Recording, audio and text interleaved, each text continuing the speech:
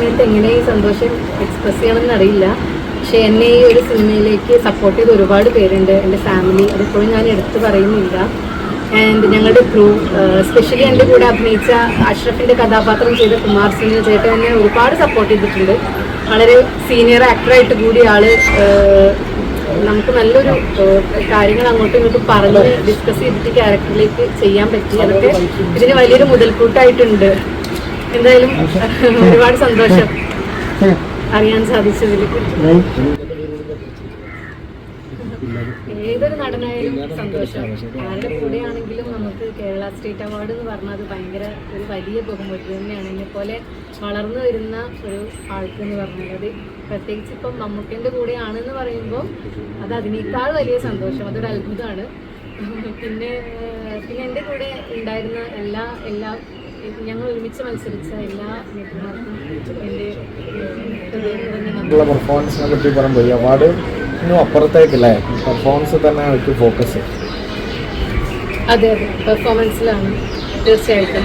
നല്ല സിനിമകൾ, നല്ല കഥകളൊക്കെ വന്നാൽ തീർച്ചയായിട്ടും ചെയ്യണമെന്ന് ആഗ്രഹമുണ്ട്.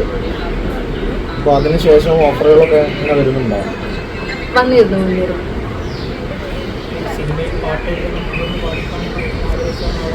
അതെ.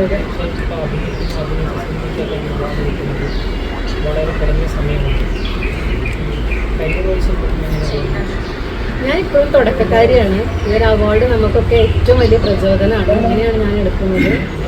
തീർച്ചയായിട്ടും അങ്ങനെയാണ് എടുക്കേണ്ടതെന്നാണ് എനിക്ക് തോന്നുന്നത്. ഇനിയും ഒരുപാട് സിനിമകൾ, നല്ല സിനിമകൾ ചെയ്യണം. പിന്നെ പാട്ട് എഴുതുന്നത് ഒരു ഹോബി ആയിരുന്നു. അത് ഇപ്പോഴും ഇഷ്ടമാണ്. എഴുതാൻ കഴിയുന്നെങ്കിൽ എഴുതി.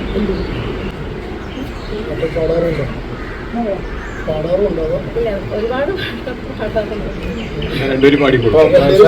പാട്ട് ഈ സന്തോഷത്തിൽ